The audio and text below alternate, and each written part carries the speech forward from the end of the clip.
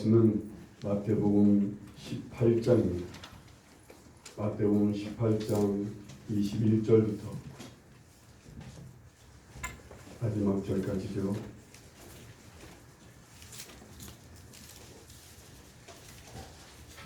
마태복음 18장 21절부터 35절까지 우리 한 절씩 교독하겠습니다.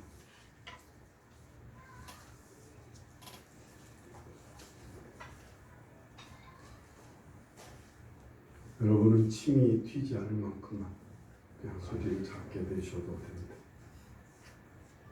그때 베드로가 나와 이르되 주여 형제가 내게 죄를 범하면 몇 번이나 용서하여 주리까? 7번까지 하오리까?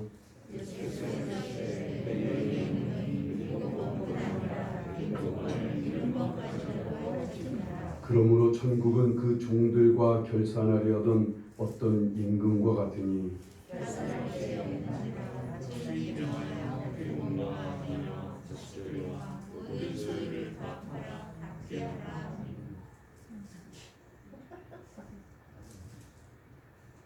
(25절) 잘못 나왔대요. 24절 성경을 보십시오. 결산할 때 만달란트 빚진 자 하나를 데려오매 라고 되어 있죠. 제가 25절 읽습니다. 갚을 것이 없는지라 주인이 명하여 그 몸과 아내와 자식들과 모든 소유를 다 팔아 갚게 하라 하니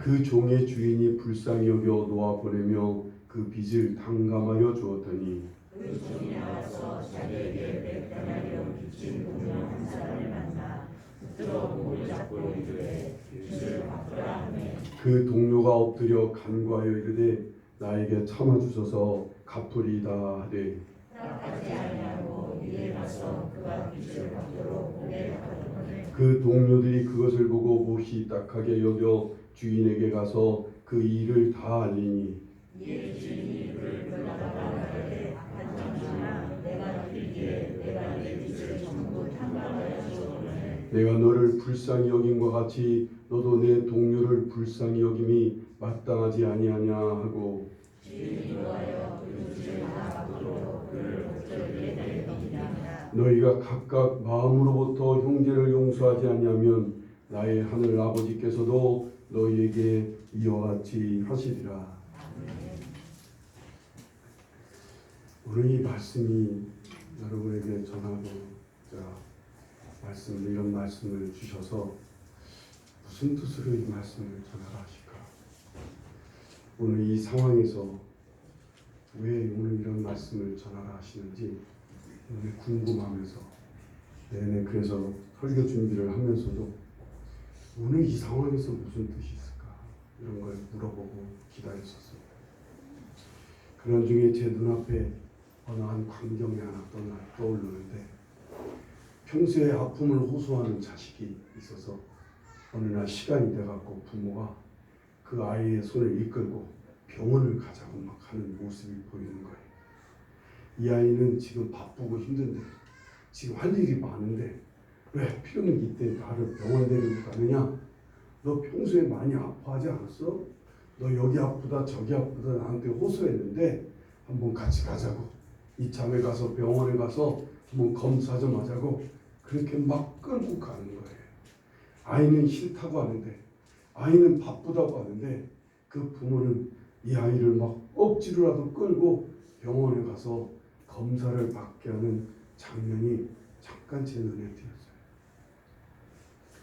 오늘 여러분에게 주님은 아마 이러시는 것 같아요. 여러분을 지금 데리고 이끌고 평소에 여러분이 어딘가 지금 문제가 있었어요. 여러분 평소에 어딘가 아픔을 호소하는 곳이 있을 거예요.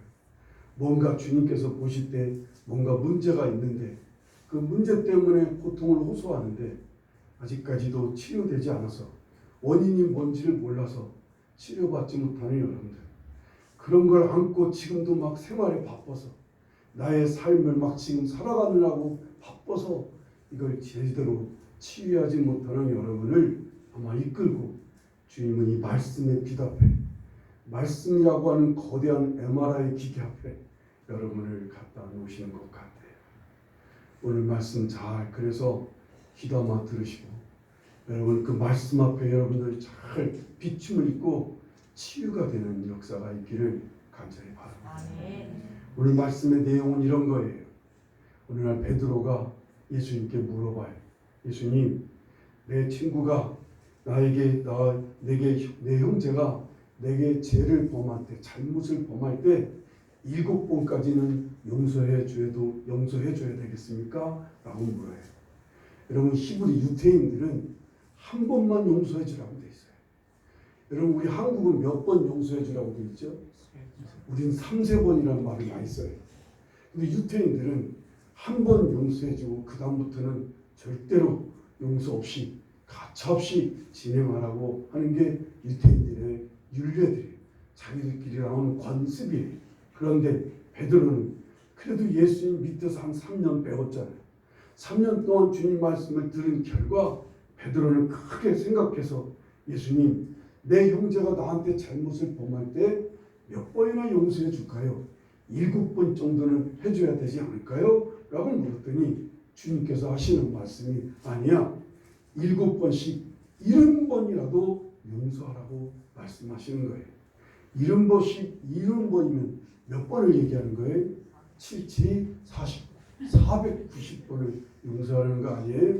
그러니까 이건 끝없이 용서하라는 거예요. 아니 그냥 계속 어느 지점, 어느 한겹 없이 용서해 주라는 게 오늘 주님의 뜻이에요. 그러면서 하시는 말씀, 왜 이렇게 용서해 줘야 되는지, 자, 천국은 이런 것이다. 하나님 나라의 법은 이런 거야. 그 하나님 나라에 어떤 임금이 하나 계셔. 그 임금이 이제 어느 날 때가 돼서 자기 종들에게 결산할 때가 됐다는 거예요. 결산할 때가 됐는데 그 중에 어느 한 종 하나가 와서 결산을 하는데 빚을 얼마나 줬는지 결산을 해보니까 1만 달란트 빚을 줬다는 거예요. 1만 달란트가 어느 정도인지 아시겠어요? 이스라엘이 최고로 번창했을 때가 솔로몬 왕이 치하했을 때 최고로 번창할 때였어요. 그때 1년에 걷어들인 세금이 얼마였냐면 666달란트였어요. 근데 여기 지금 1만 달란트예요. 이걸 오늘 돈으로, 오늘 현재 우리나라 돈으로 계산해 보니까 한 1200조 정도가 되는 거예요. 우리나라 한 해 예산이 한 300조인가요? 뭐 그 정도 된다고 치십시다. 이 우리나라 예산의 3배, 4배 정도가 되는 그런 돈이, 그러니까 이건 도저히 인간으로서는 갚을 수 없는 돈이에요. 1만 달란트라는. 그러니까 예수님이 생각하실 때 최고의 가격을 지금 붙인 거예요. 최고의 지금 빚을 진 거예요.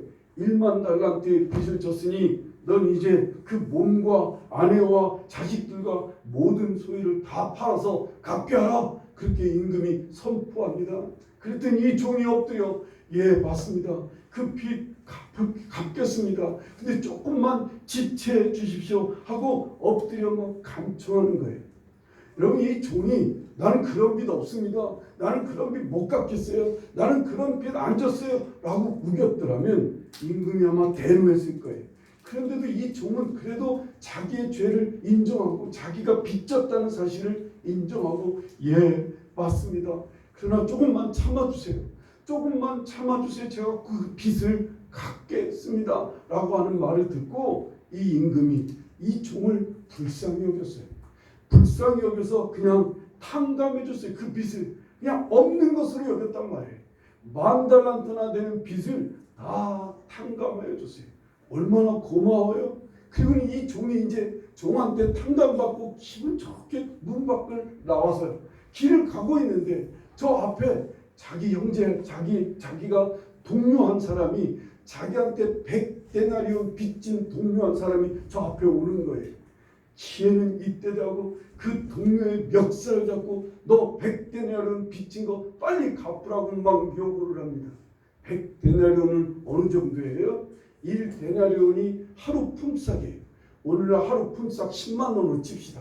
그러면 100만 원 가치예요. 그것도 꽤 큰 돈이긴 해요. 종들의 입장에서는 꽤 큰 돈이에요. 그러나 어쨌든 만 달란트에 비해서 지금 100데나리온 빚진 자기 동료를 만났는데 이 사람이 해놓은 행동은 아주 가관이에요.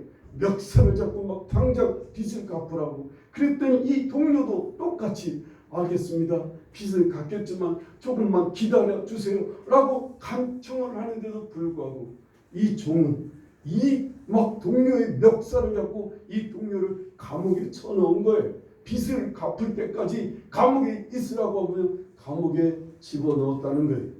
이걸 누가 봤어요? 그 임금의 신하들이 이걸 보고 너무나 민망해서 자기 주인한테 가서 이 얘기를 하는 거예요. 자기 주인한테 임금한테 가서 아니 임금님이 만 달란트 탕감해준 그 종이 자기 동료 100데나리온 빚진 동료 빚 안 갚았다고 감옥에 넣었대요. 주인님 이럴 수가 있어요? 그랬더니 이 임금 대신 주인이 그럼 좀 불러오라고. 그래서 불러옵니다. 그리고 하는 말씀이 32절 말씀을 볼까요? 32절 33절 이에 주인이 그를 불러다가 말하되 악한 종아 네가 빌기에 내가 내 빚을 전부 탕감하여 주었거늘 내가 너를 불쌍히 여김과 같이 너도 내 동료를 불쌍히 여김이 마땅하지 아니하냐? 너무나 당연한 일이죠. 너무나 당연히.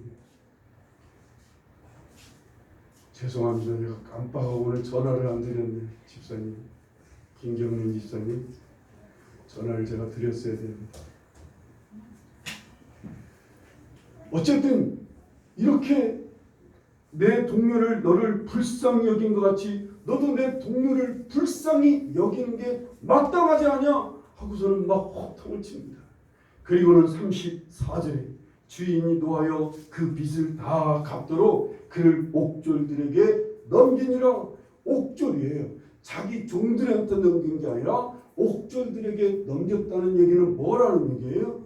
그놈도 감옥에 쳐넣으라고 하는 뜻이지요. 그리고는 35절에 너희가 각각 마음으로부터 형제를 용서하지 않냐면 나의 하늘 아버지께서도 너희에게 이와 같이 하시리라 라고 말씀합니다. 주님의 결론은 바로 이 얘기하시는 거예요. 하늘 아버지께서도 이렇게 하신다는 거예요. 너희에게.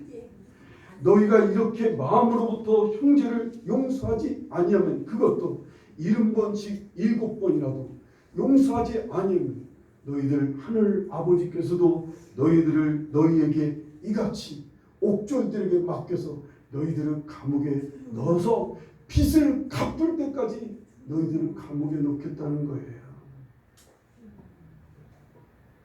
오늘 여러분 안에 지금 여러분에게 사소한 잘못, 크고 작은 잘못을 한 사람들을 용서하지 않고 여러분 안에 지금 사설 감옥을 만들어 놓으신 분들이 있을 거예요.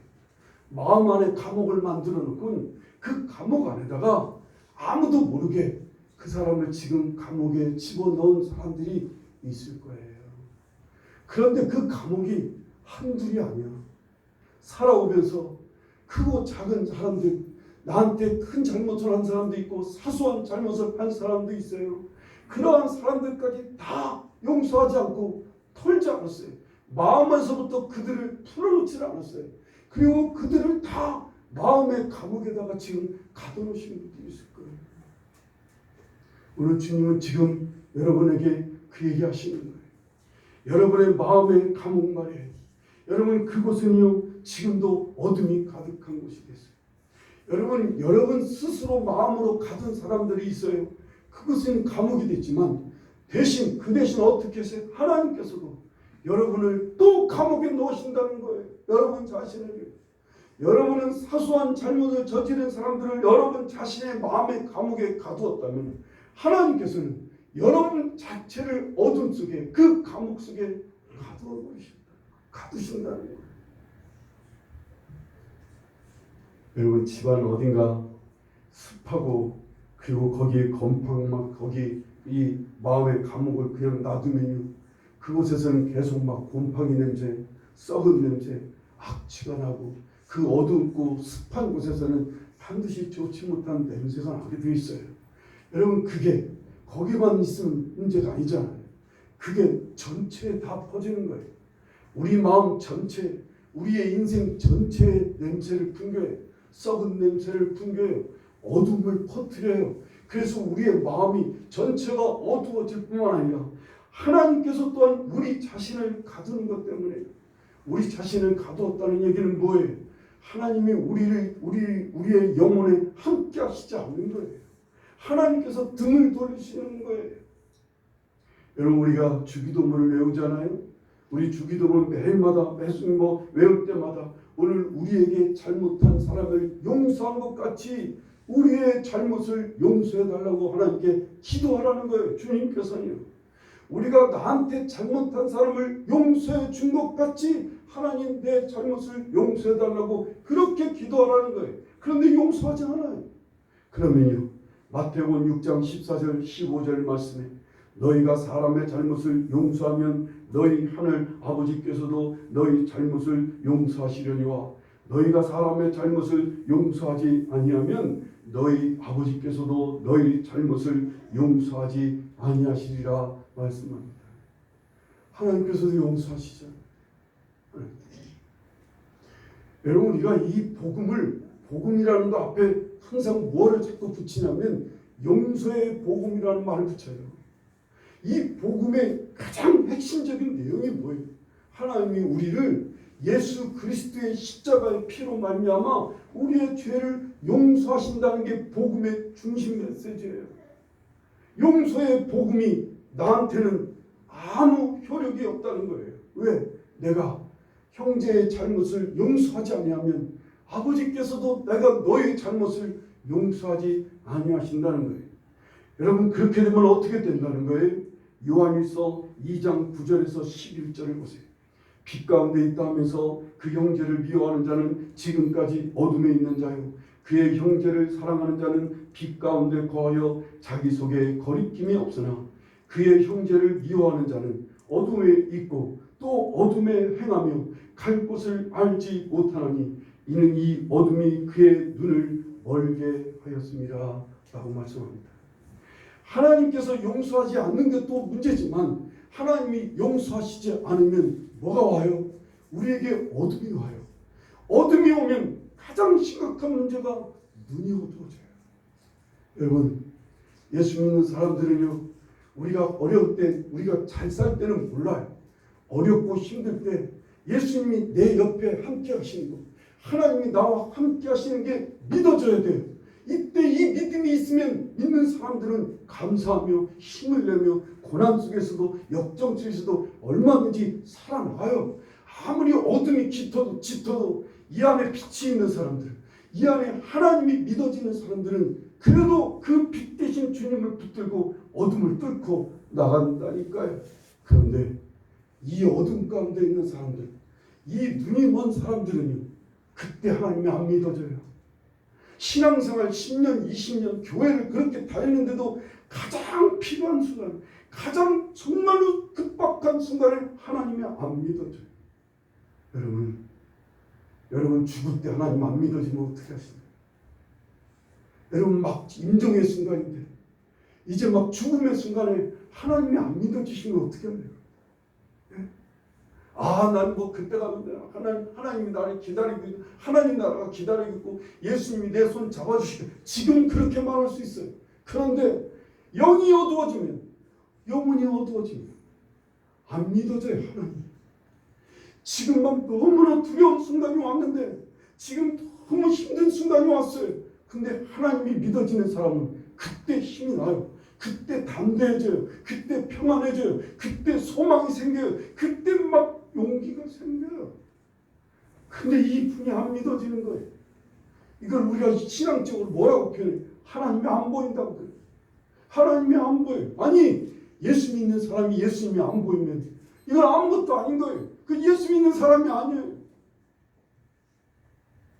안 보이는 건 고사하고, 여러분, 예수님이 믿어지는 뿐만 아니라 귀가 열려야 돼요. 주의 말씀이 들려야 돼요. 주의 말씀이 들려야 된다니까요. 그 순간에 주님이 보여야 될 뿐만 아니라 주님이 내게 뭐라 말씀하시는지가 들려줘야 돼요. 주님의 말씀이 들려지면 그는 막 힘을 냅니다. 그때 지혜를 얻습니다. 그때 갈 길이 보입니다. 할 일이 보이는 거예요. 우리가 어디로 가야 할지가 보여지는 거예요. 근데 그때 주님 말씀이 하나도 안 들리는 거예요. 아니 몇십 년 동안 서당계 3년이면 풍어를 얻는다는데 왜 주님 말씀이 한마디도 안 들리는 거예요? 왜 그 순간에 하나님의 말씀이 한 말씀도 내게는 안 들리고 환경만 보이는 거예요? 사람만 보이는 거예요. 내 앞에 닥친 어려움만 자꾸 보여서 그것이 두렵고 그것이 염려되고 하나님의 말씀은 전혀 없어요. 그 어디로 가야 되는 거예요? 나는 이게 문제인 거예요. 어둠에 빠진 사람들이 문제.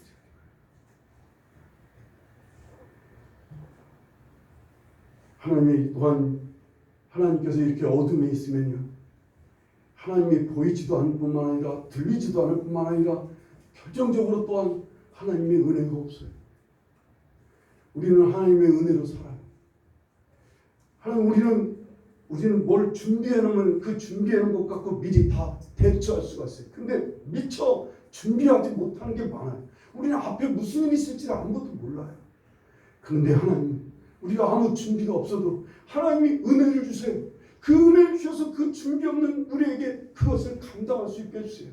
도와주시는 은혜를 베푸세요. 하나님이 어느 때는 강한 손으로 잡아주시는 은혜를 베푸셔요. 하나님 미리 사람을 준비해주는 은혜를 베푸셔요. 미리 환경을 하나님께서 열어주시는 은혜를 베풀어주세요. 그런데 이 은혜가 없어요. 우리의 삶에 하나님의 은혜가 없어요. 하나님의 은혜가 없으니 복도 없어요. 우리의 삶에 복된 열매들이 전혀 없어요. 신앙생활을 한다고 하는데도, 내가 하나님의 자녀라고 하는데도 내 삶에는 복이라고는 전혀 없어요. 왜요? 하나님이 없으니까. 어떤 가정은요, 부모에게서 자식에게까지 이런 미움과 이런 아직 용서 못한 이 감옥을 대를 물려주는 사람이 있어요. 자기 자식에게까지 이 감옥을 물려줘요. 제가 예전에 어떤 교회 사모님을 함께 공부하다가 같이 얘기를 나누면서 이 사모님이 자기 얘기를 하는데, 자기 아버지죠.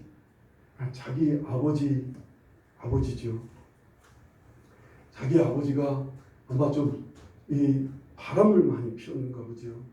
가정에서 폭력도 행사하고. 그래서 이 어머니가 자기 남편을 미워했어요. 자기 남편을 용서하지 않는 거예요.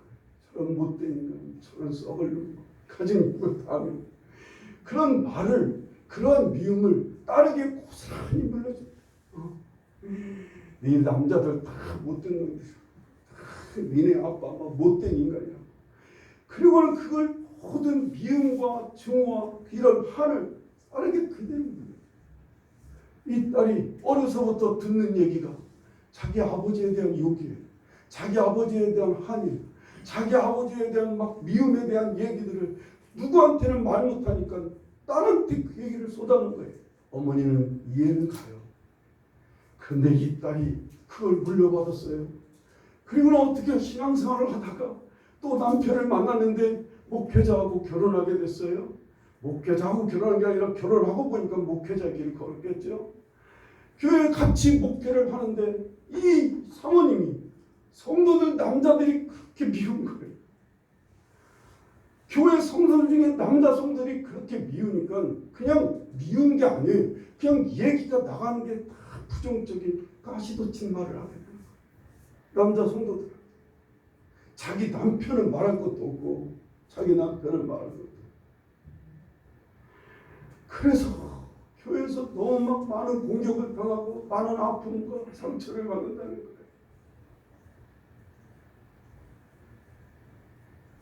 저도 예전에 제가 다녔던 교회가 참 문제가 많았던 교회예요. 우리 장로님 한 분이 우리 목사님을 강대상에서 끌어내리셨던 그런 눈의 손해예요. 이 폐결핵에 걸렸다고 장로님이 막 목사님을 강대상에서 설교하고 있는 목사님을 넥타이를 잡고 막 끄집어 내려갖고 쫓아냈어요. 우리가 그런 교회를 다녔어요. 제가 그런 모습을 제가 장로님을 보니까 장로님 참 용서가 안 돼요. 그리고는 설교석에 앉아갖고 이러고 앉아. 죄송합니다. 혹시 이런 분이 없죠? 이러고 발 꼬고 앉아갖고서 숙이고 설교를 듣는 그런 모습을 그때마다 너무 막 오늘날로 말하면 꼰대짓이죠. 교회에서는 꼰대짓 하고 그냥 그런 모습이 제 눈에 너무 막 이 젊은 제 눈으로 볼 때는 용납이 안 돼요. 용서가 안 돼요. 그러다 제가 이제 은혜를 받고 막 헌신하며 뜨겁게 신앙생활합니다. 그런데 어느 날서부터요 계속 교회를 가기만 하면 제 마음이 막 뭔가 막 돌덩이가 납덩이가 막 크게 뭐가 눌리는 것 같아요. 너무 힘들었어요. 그래 하나님 앞에 이 문제를 놓고 기도하고 있는데 제일 먼저 누가 떠올랐겠어요? 장로님이 떠올랐어요. 맨날 앞에서 보잖아요. 맨날 교회만 가면 봐야 돼요, 그 장로님. 근데 또 그 장로님이 나를 얼마나 이뻐하는지 또 아니 특별히 또 잘 이뻐해요. 또 아주 자기 집에 데리고 가서 자기 딸도 소개해주고 제 스타일은 아니면서 딸도 소개해주고 막 아주 특별히 잘해주기는 하는데 나는 그 장로님 싫었어요. 아니 그 행위가 용서가 안 됐던 거죠. 하나님 앞에 이 문제를 놓고 기도하는데 그 장로님을 용서하지 않는 제가 막 걸리는 거예요. 아버지 하나님께서 날 용서하지 않으시네. 얼마나 땅을 치면서 주님은요 우리에게 이 여러분 감옥에 있는 사설 감옥에 갇혀 있는 여러분들 사람들 다 풀어주래요. 왜 풀어주라고 하셔요? 근거가 어디에 있어요? 1만 달란트 정도에 되는 빚을 하나님께서 탕감하셔야 돼요.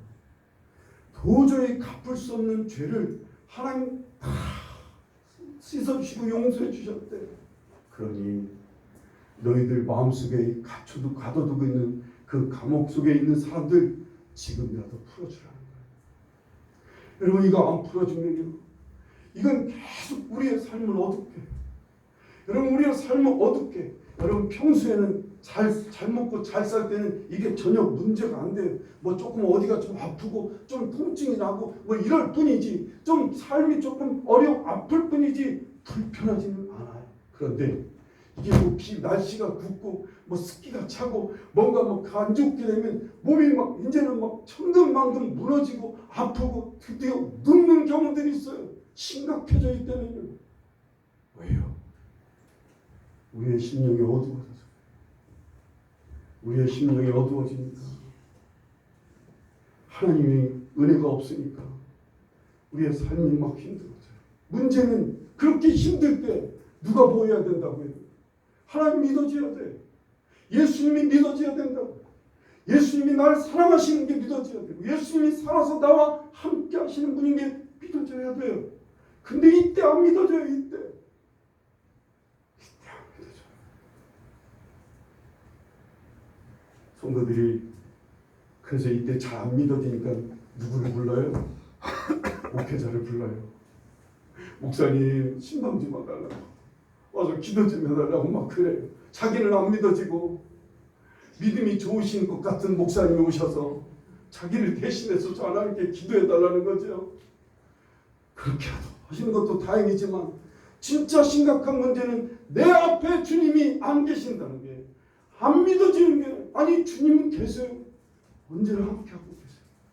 주님 날 버리시지 않으세요. 늘 내 곁에 계셔서 문을 두드리고 계세요. 그런데 안 믿어지는 게 문제인 거예요. 그분이 안 보여요. 그분이. 그런데요. 문을 열면요.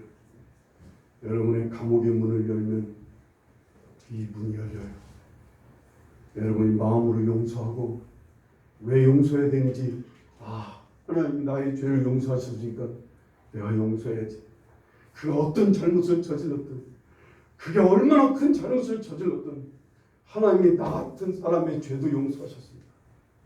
씻을 수 없는 나의 이 죄, 죽을 수밖에 없는 나의 죄, 일망달란트나 되는 나의 이 죄를 주님이 용서하셨으니까 그 앞에서는 어떤 핑계, 어떤 이유, 어떤 것을 댈 수도 없어요. 그냥 용서하고 풀어주는 거예요. 여러분 그 문을 다 열어야 돼요.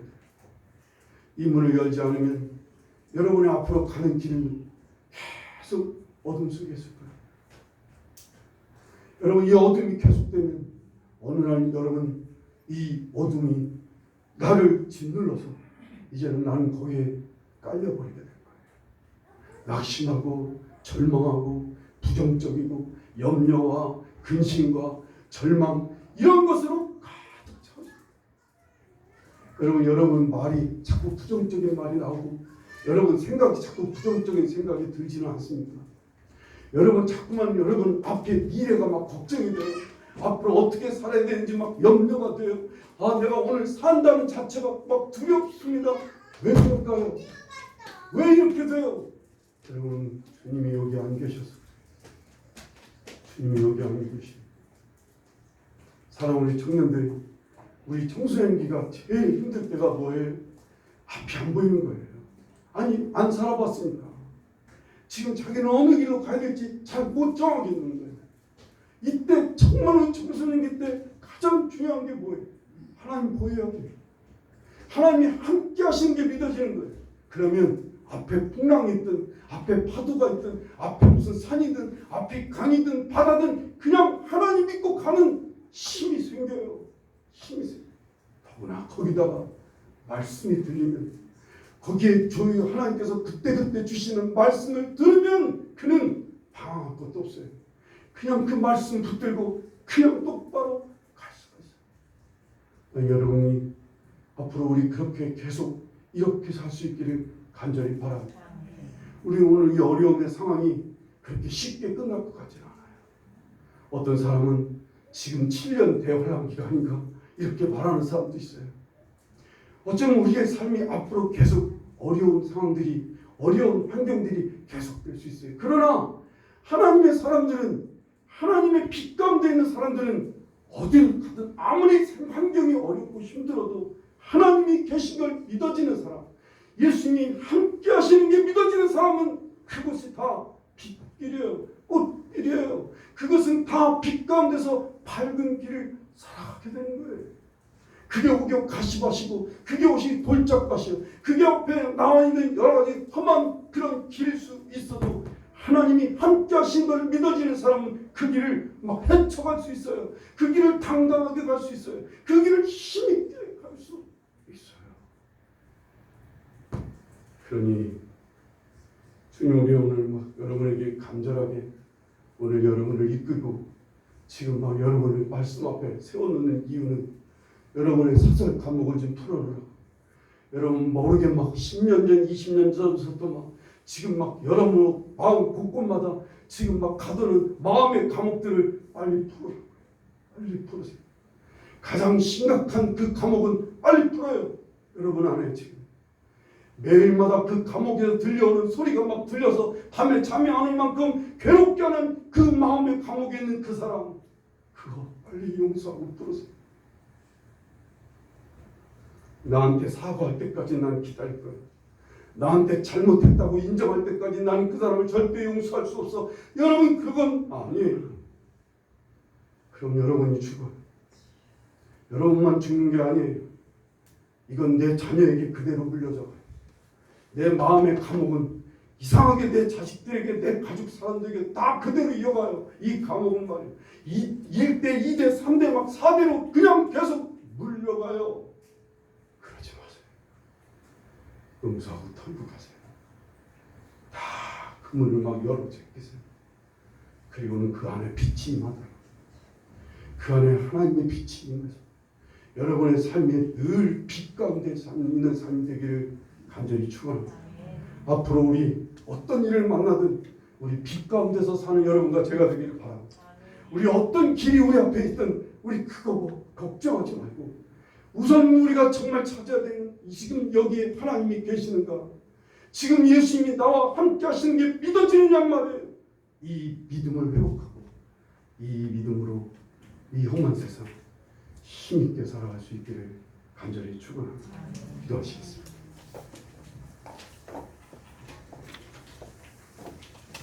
우리 시간 함께 기도하실 때 하나님, 앞으로 집에 가서도 여러분 교회에서 사소한 잘못한 사람까지도 다 푸시네. 지나가다가 내 차를 조금 상하게 해서 마음을 상하게 해서 정말 그 사람을 용서하지 못한 채 마음속에 가둬놓고 있다면 그것도 푸시네. 음식점에서 여러분을 누가 마음 상하게 했던 것이 있어서 여러분 그 사람에 대해서 좋지 않은 감정을 갖고 있다면 그것도 빨리 푸세요. 그런 사소한 한 사람 한 사람을 마음에 가둬놓기 시작하면 이제 나중에는 정말 걷잡을 수 없어요. 주님 풀겠습니다. 마음의 빗장을 풉니다. 내 마음에 있는 감옥들을 풀어보겠습니다. 하나하나 풀겠어요. 그리고 주님 빛으로 내 안에 임해달라고 기도하시기를 바랍니다. 기도하겠습니다.